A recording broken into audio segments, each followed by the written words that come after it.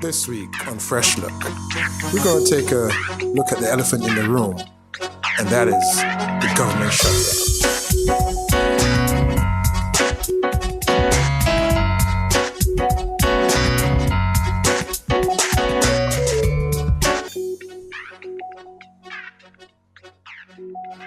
Welcome to Fresh Look. Today, like we said, we're going to be talking about the government shutdown and its effect on our community and our society at large. Today, we have in studio myself and Mr. Makuta. My name is I-Tosh, so I'm going to introduce myself to the program. It's my first live podcast, and I wish that you guys would enjoy the program and subscribe for follow-on information that we may provide. So, without further ado, let's step on into it. The government shutdown. How did we get here? Can I interject real quick? All right. So the thing is, there is a lot of things that's really going on in the world right now, and I-Tosh and I really want to share that with the listeners of FiWEH.com or FiWEH Life. So for anyone that's currently listening, thank you for visiting FiWEH Life, because that's where we're going to be providing a lot of information that's going on across the world.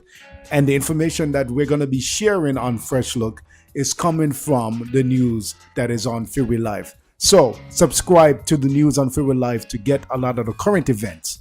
Okay? So, Mr. I-Tosh, you say there is a current government shutdown. So, explain what a government shutdown mean for some people who don't necessarily follow the government and follow the news. Well, basically, there's a disagreement between the government or among the government officials. That is the Senate, the Congress, and the President. Those are all, branches of government that are supposed to work together to formulate laws, make a budget, and take care of the government, the country's business. Obviously this is a Caribbean diaspora type program, and the people may wonder, so how does that affect me in Jamaica or wherever I'm at in the world? But, you and I, we're a government worker. We're from the Caribbean. We work for the government too. And but there's lots of Jamaicans that work for the government, lots of Caribbean people that work for the government in that regard. So it does affect us and our community also, and the broader American community at large. But back to your original question, yes, the Senate, the Congress, and the President is the reason why we're in this situation. For people that don't know how these laws are made in the United States, the Congress holds the purse. As in, if you want to go a grocery shop, the Congress have to give you the money. So if you want to go shopping in America to buy things for the government or do business for the government, the Congress is the one that dishes out the cash. Now, after the Congress do their part, then it goes to the Senate. So the Senate is supposed to... Hold on. I need to correct you. So within the United States government, there is three branches: the legislative, the judicial, and the executive. The part that you're describing is the legislative branch, and the legislative branch is the one that makes all the laws. Within the legislative branch, there's two houses of Congress. You have the House of Representatives and you have the Senate. So, but you have to remember now that the Congress is a co-equal branch. Yeah. Co-equal to the presidency, unlike the Senate. You got to remember that is quite explicit in the Constitution. So the Congress has because they have subpoena power, where the Senate does not have subpoena power. They cannot subpoena nobody if you come sit down in front of them. But the Congress can subpoena them. So they have a different set of powers. And there was a specific reason why the Congress was given that power in the Constitution. So yes, even though the judiciary in this particular process, when it comes to financing the government, the judiciary does not take any. Um, the judiciary is nowhere in this process unless there's a law or a lawsuit being filed on behalf of the government from one branch to the next. That's when the judiciary will step in to the process. But for this particular circumstance they have right now, the judiciary has nothing to do with that. All right. So tell me this.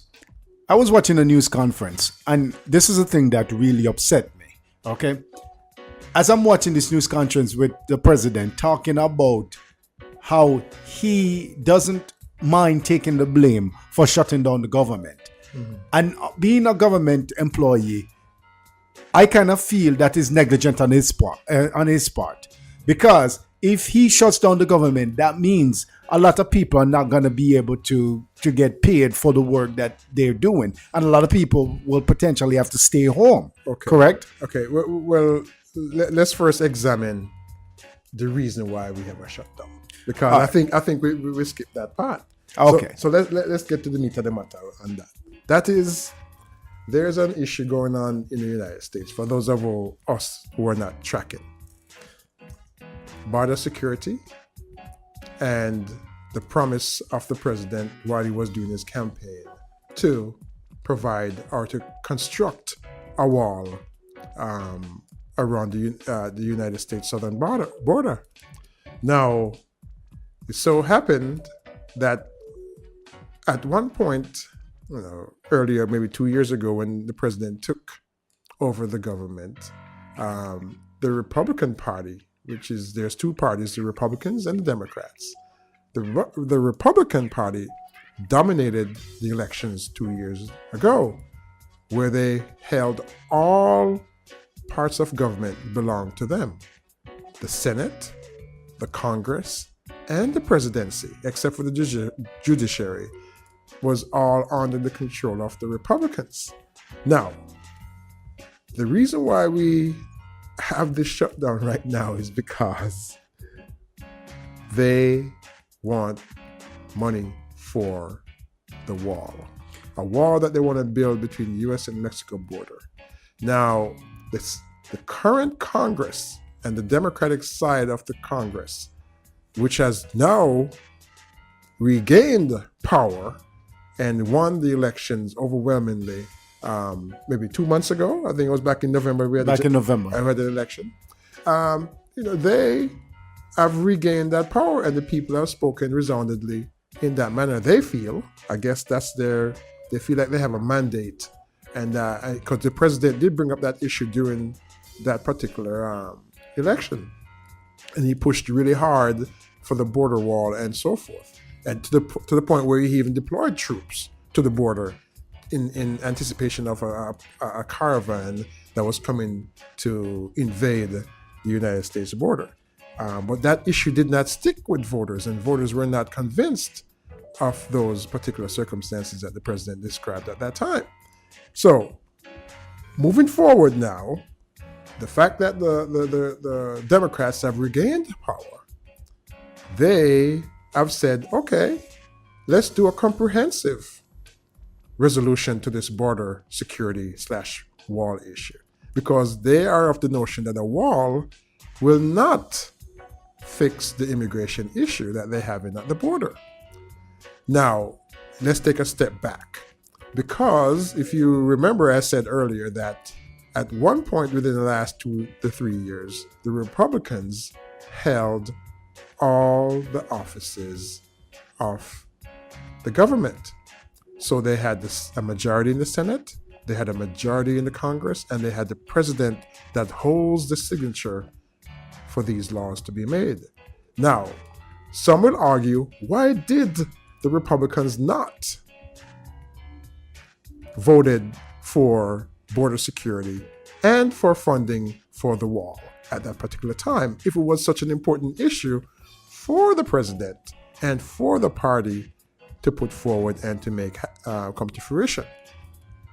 So, if you will remember, there's one sticking point that I can think of as to why it didn't happen, And that is because you need 60 votes in the Senate. At the time when the Republicans was in the majority, they had 51 senators. It's a 100 people Senate, 100 seat Senate. So 51 was held by the Republicans and 49 by the Democrats. But they needed 60 votes. Even if it passed the Congress, they needed 60 votes in order to make the law go forward for the president's signature, which means they'd need 9 more votes from the Democrats. Now, with proper compromise, some would think that they would have been able to get that passed. But within the Republican Party itself, it's not a popular idea, or there's dissension, or there's disagreement, I should say, as to how and what kind of border security that they're supposed to put forward and what that would look like.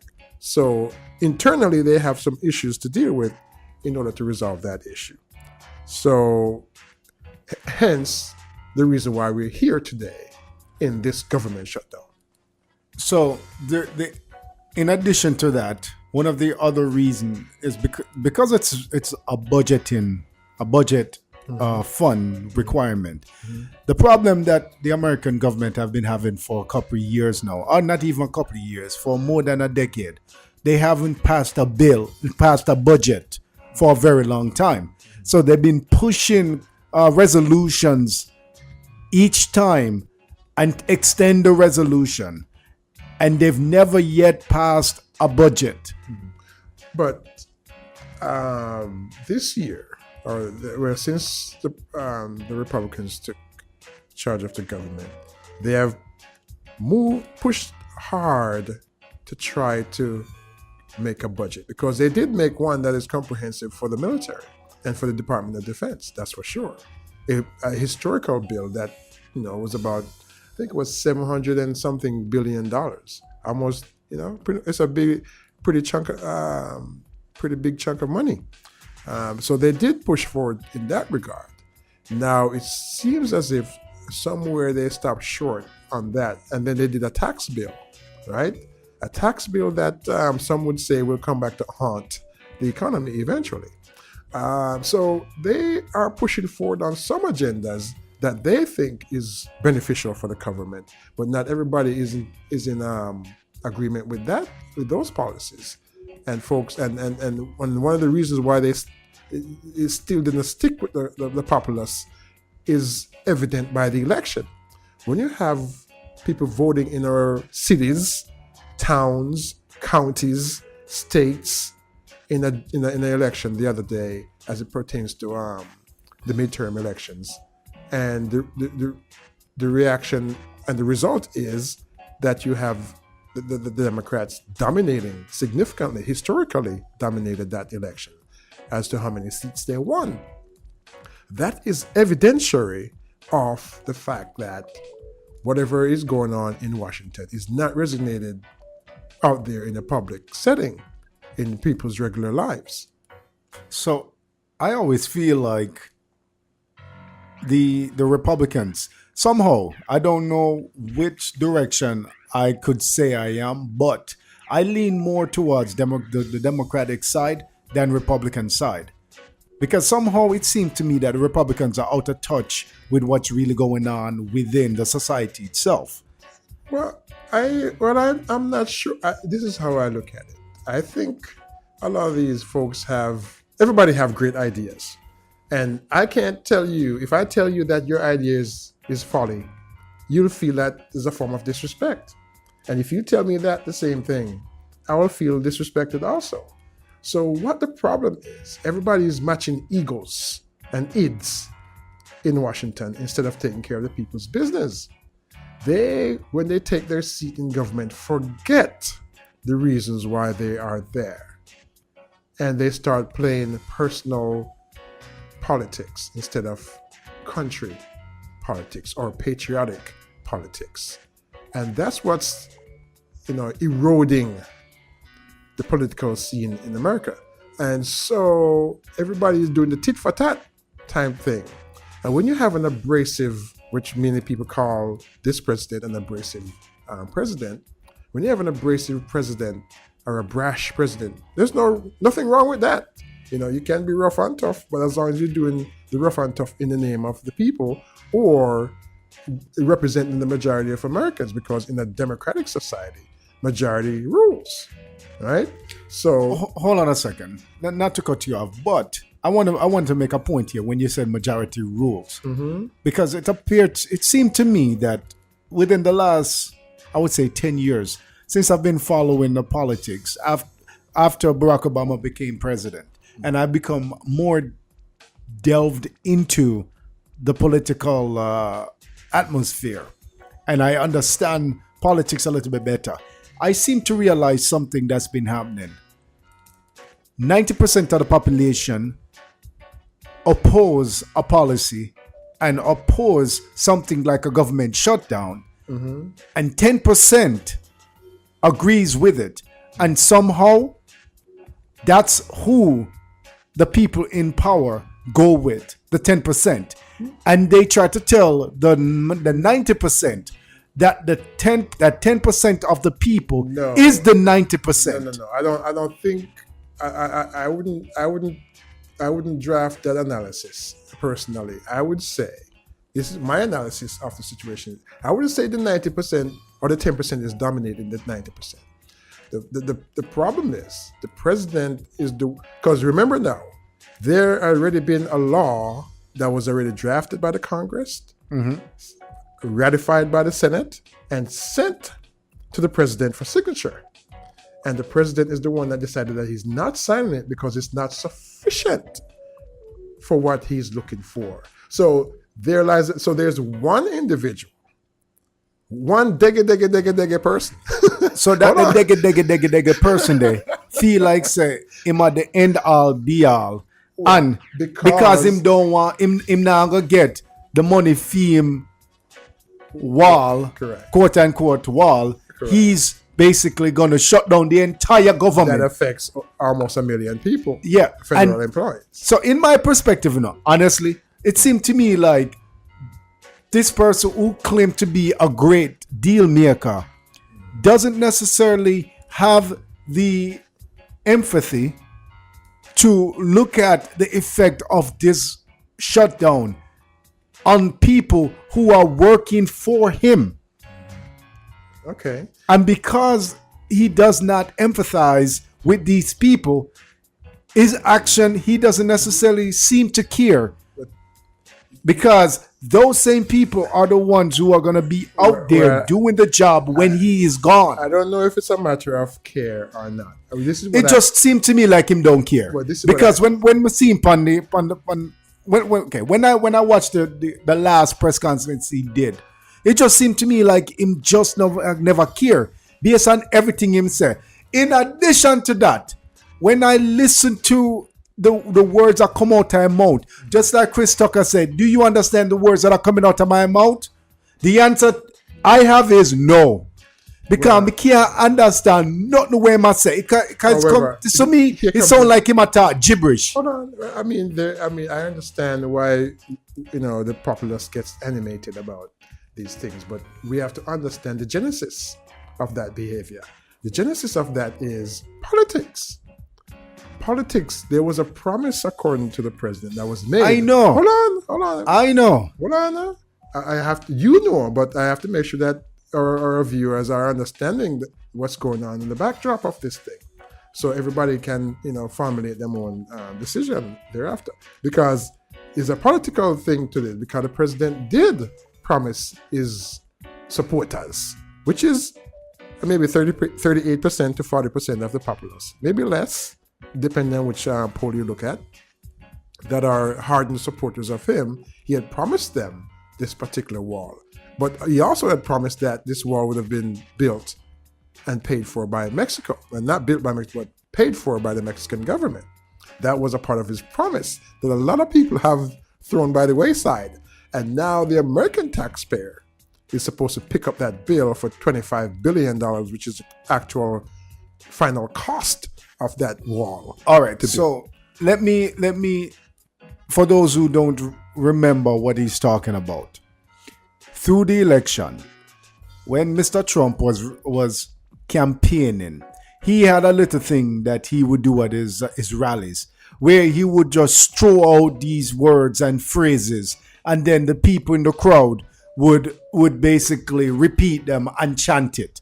And it seemed like it sounded like a good idea at the time, but I don't think he realized that he would have catch on. And the thing he did was, we're gonna build a southern border wall, and who's gonna pay for it? Mexico. Okay, so him do that throughout him campaign, and him keep on say, who's gonna pay for it? Mexico. All the people them out there, them a chant Mexico will pay for it. And anybody who is rational would understand there is no way Mexico, the country of Mexico, is going to front the bill for no border wall. But you would be surprised to realize how many things people actually believe. Yeah. Hold on. You'll be surprised to know how many things people believe during a political cycle that you and I know are not in any way going to be credible.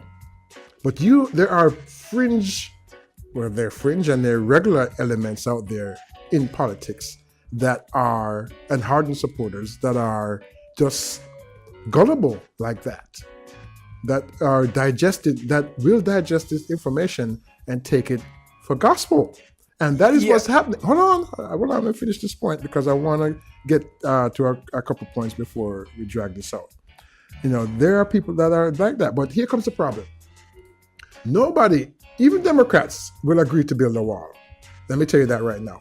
There are many people that will agree. The problem is not building the wall. The problem is they're saying that on the Democratic side that building a wall is not just the only thing that we have to do for border security. Border security needs to be comprehensive. There's a difference between building a wall and having border security. It's two different things, right? One is policy and one is a structure.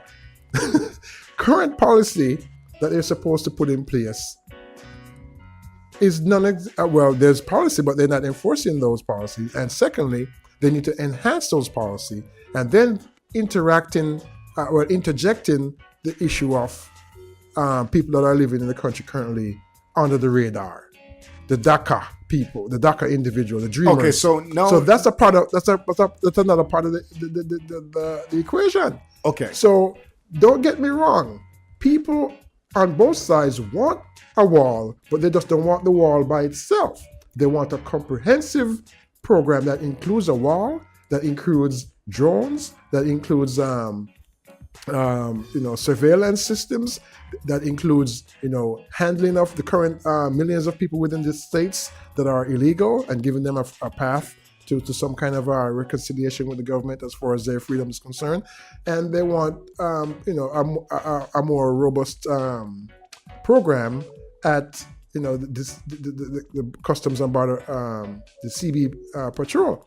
So they want that to happen comprehensively. They just don't want you to chop a wall and think that the wall is going to be all encompassing to take care of everything that has to do with border security. And that's where the Democrats are sticking to their guns, according to the leader of the House, when it comes to this wall is concerned. Let's open the government. Let's talk about business. If you want to talk border security, let's sit down and talk border security. We're not going to piecemeal this thing along the road and then come back to fight this battle again later on. And that's basically what the Republicans have been doing for the last for decades. 2.5. Yeah, it's because it has been happening since Obama is in power. Yeah, it has been happening since Bush was in power. But to be honest, the way when I really look at it, I don't think personally, in my perspective, and this is just my perspective, I don't think about the wall is basically going to stop the problem that is actually happening in America. Because illegal immigration is never going to stop. Illegal immigration is not just people crossing the border between just Mexican border. Yeah, there are people crossing into America through Canada. Yeah, there are people coming to the United States and overstaying their visas. Absolutely. They're doing that. So the problem is not just the border itself. So that goes back to the point I was saying earlier. That is why there's this big showdown now about the wall, because the wall is, and we're not, the Democrats are saying that we're not going to give you money for a wall because that's not the defining issues that affect border security and immigration. And that's only one wall. There's only one community that is affected, or one area is affected, and that's the South American community, which is on the border, which makes no sense. Come through Mexico, correct? So that is why which makes no sense. That is why we're at an impasse currently. So the thing that I'm trying to figure out is, why is the Trump administration trying to shut out all the South Americans from coming into America? Well, when people who are coming into the country, they're coming in for one reason: labor. Mm-hmm. There is a labor crisis in America. There are jobs that people don't want to do in America. And the people who are coming in from South America, they're coming in to do those jobs. So if there is a labor shortage, why not recognize the labor shortage and allow the people to do the jobs? There are other jobs that Americans could get qualifications to do, especially in industries that are dying. Well, that's the other thing. The problem in itself, is not just illegal immigration, because that's a part of the problem. That will go into another segment of our show. I get it. I can give you, but you just have to tie that in, because not just that is not the only thing that is causing the problem. Correct. Because all of those things compiled is what caused the government to shut down, because the Democrats and the Republicans cannot agree on whether or not funding a wall would be effective enough to basically combat all of the issues. And it's not just the one underlying issues, immigration. Like I said, immigration is not the one issue. There are these other underlying issues we will discuss at a future time, because yes, there's a thing called the browning of America. We're gonna have to have a segment on that particular. And hold on, don't say nothing. The browning of America is an underlying thing that a lot of people don't talk about. Some are saying it, depending on where you live inside of America and what part of America you're from. So we'll discuss that topic later on. But you're correct. There's a reason why that border is so important to be closed. But we can't touch on that right now. What I want to transition to is to talk about who this shutdown is affecting now. All right. And those people are parks and services, security screeners, the TSA, even the Secret Service that protects the president is affected. The IRS is affected. It's quite a few agencies that are affected by the shutdown. All right. So this thing, if it drags on, it's going to have the Food and Drug Administration, like the Environmental, Department of Energy, Education, Commerce, Labor, NASA, Urban Development and Housing. Lots of agencies are affected, and services are going to be affected. So I don't think there's a win-win here for the president the longer this thing drags out, because people feel the pain. When people start to feel the pain, right? When you cannot put dinner on your table, this is going to be quite interesting to see this play out inside the United States, because you would think this is happening in a third world country. Yeah, tell me about it. Some of the things that are happening in the third world political scene are going to play out in the American scene the longer this thing drags on. So I don't see how the president wins in this situation. When he comes on national TV in front of everyone, which was a sham, obviously he wanted to trap the Democrats at that point when he did that presentation in the White House. But he trapped himself by owning the shutdown right there and then. So people are not stupid, right? So people are going to hear your own words that you use and said. and the bottom line is, when you say that and then I'm not getting money, or people are not getting money in their pockets to pay their bills, to take their kids to childcare, and all these different things, and you still want them to go to work and perform these. This is going to take a toll on on the populace eventually. Let me tell you something.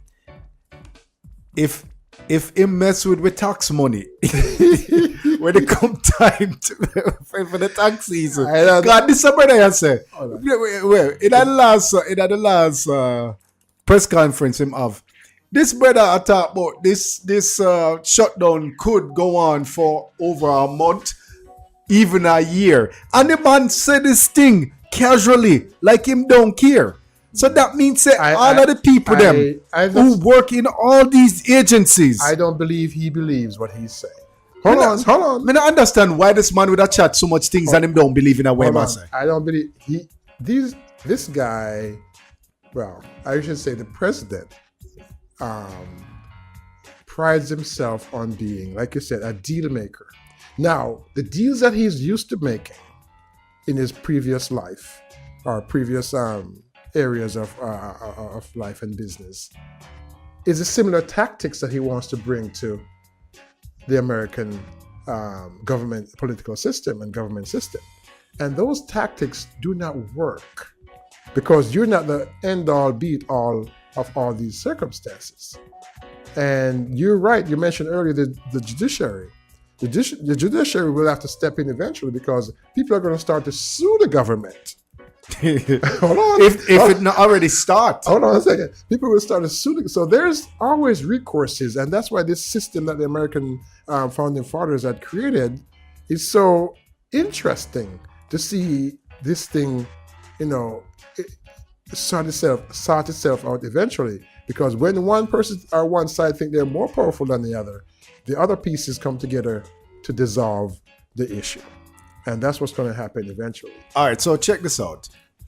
Now, we've been through multiple different government shutdowns, but they've never lasted this long with Trump or under Trump.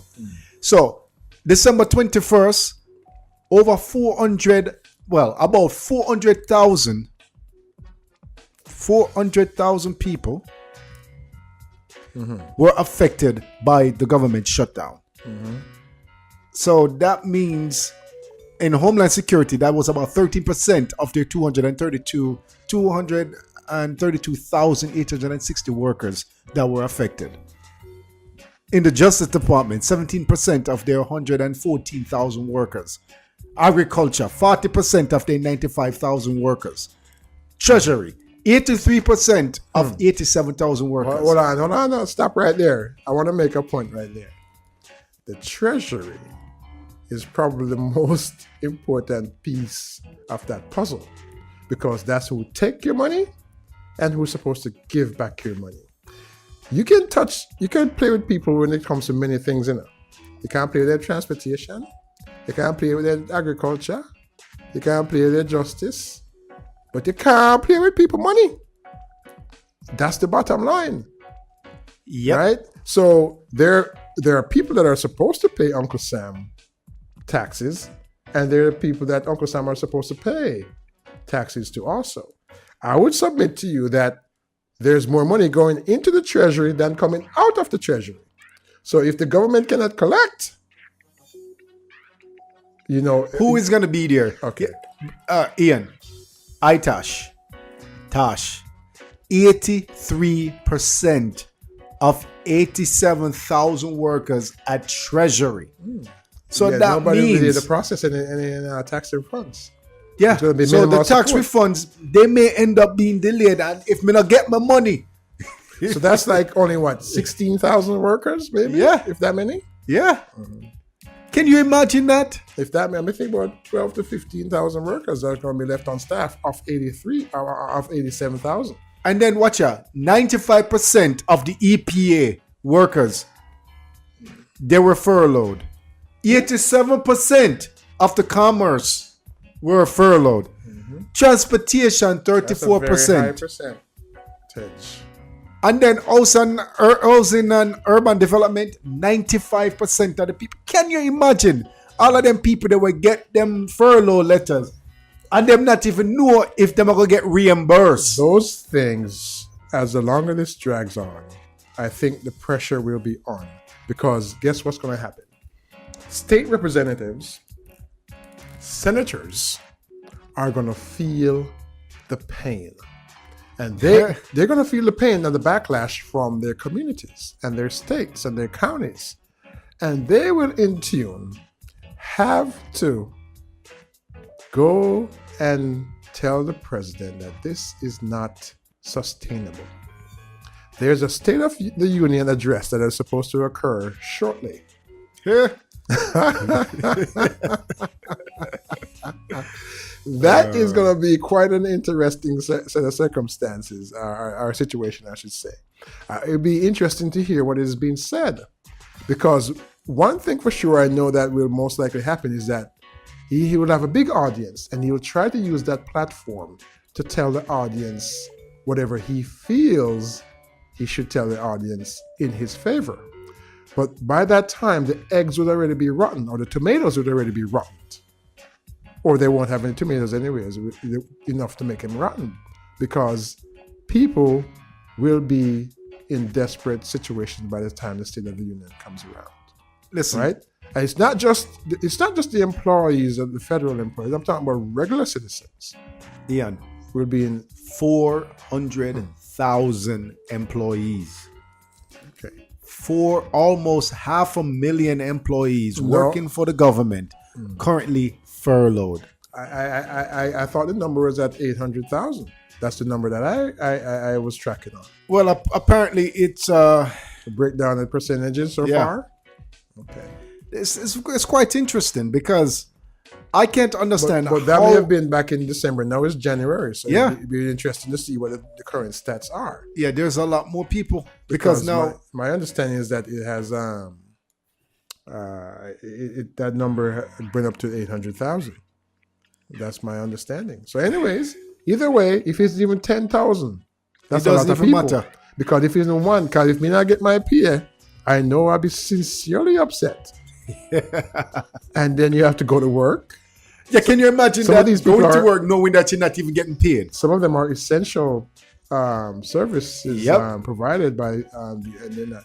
So I mean, it's not a good. This, man. It's not a good thing. And then then you personally decided you're going to do that. Like you said, no empathy for the poor. Just listen to this. Just listen to what him say. Him say him a threaten to keep the government shut down for months, even years, if Congress don't fund the wall. And that is a promise him make. And him never make that promise to 90% of the American society, He only make it to possibly 10%.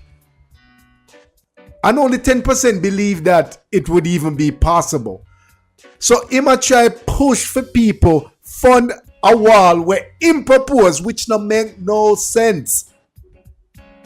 You're wasting resources, wasting money on a border wall when you could put that money and fund other ways to secure the border. Improve the immigration process. Not shut it down. Not prevent people from coming. Improve the immigration process. Allow the process that's currently in place. Enhance it. For example, since there is an immigration problem, right? And you have people who are currently living in the United States illegally, how do you combat that? Well, what's his name? Everybody used to praise Reagan, right? Everybody loved President Reagan, right? But one thing Reagan did during the 1980s was he provided amnesty to people who were in the country illegally.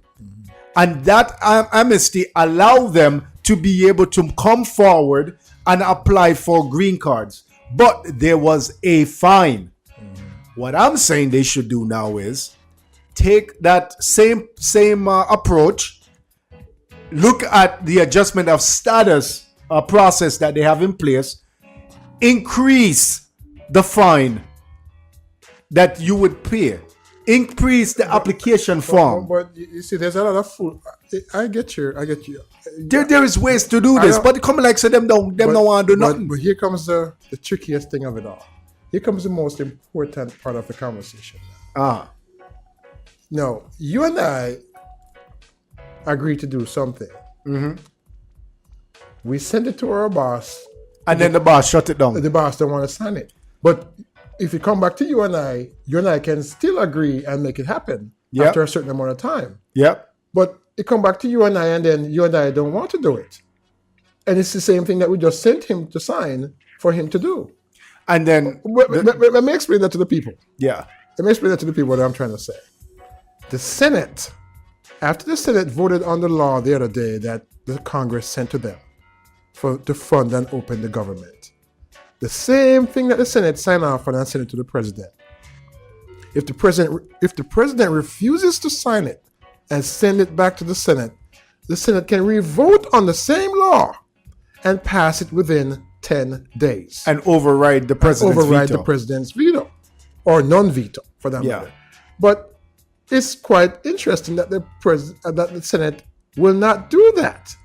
Why? There is a reason, because the Senate is majority Republican. If it was a Democratic Senate, they would have done it. Listen, people, I got to tell you this. If you don't really think into it, you're not going to necessarily see it. But there is a ton of hypocrisy going on right here. Okay. Because the Politics. government shutdown that happened during Barack Obama's administration, it was because the Republican Senate and the House of Representatives that was majority Republican did not want to work with the president. The thing is, this current House of Representatives, they want to work with the president, but to an extent. Them no want fun or do anything that just seems idiotic to them, which does not seem to be in the best interest of the country and the country's resources. And that's the problem. They just want a comprehensive situation. They've been kicking this can down the road. Constantly. After president after president. Yep. Congress after Congress after Congress. Yep. Senate after Senate after Senate. Yep. And yes, I mentioned to you that there's an erosion within our political system within the United States because people are only protecting their own interest. Right? And there are signs, serious signs of corruption within the US government. There's no doubt there's a lot of criminals within the Senate, criminals within the Congress. I'm telling you that because I read and I observe and I watch.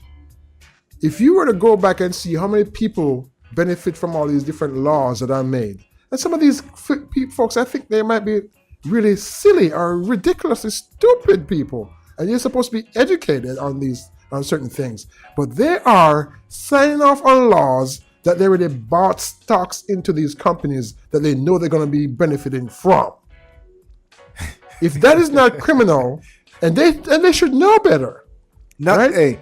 It's not just. That leads me to think that these people it doesn't already necessarily happen alone in the federal government. You know this happened in the states. I know, but I'm just saying these institutions are supposed to be of higher integrity. That is the point. And that's the thing. And so There's the too erosion within our politics have caused That's the thing. the integrity. Corruption. There is so much to lead to corruption. that. And a lot of people, so it's like a big mafia.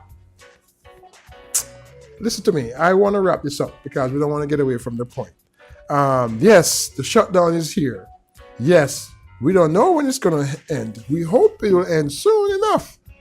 But I think it's only going to end one of two ways. Either the president sign it, or the people are going to rise up in their neighborhoods and confront their Congress people and their senators to get their act together.